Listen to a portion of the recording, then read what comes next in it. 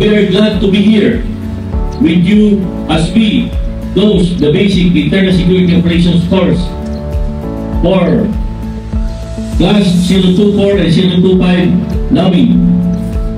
And first of all, to our Bishop graduates, again, our warmest congratulations. This journey has not been easy.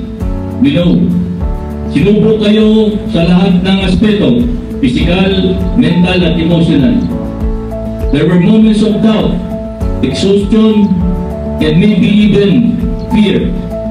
But you stood your ground. You pushed through the pain, embraced the discipline, and held on to the values we in the PNP hold close to our hearts.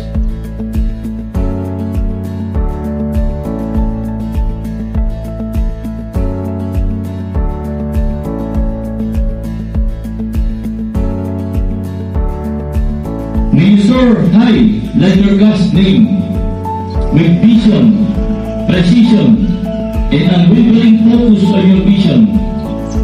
Mabuhay ang Lawing Class, mabuhay ang Philippine National Police, mabuhay tayong lahat. Maraming salamat po sa inyong lahat.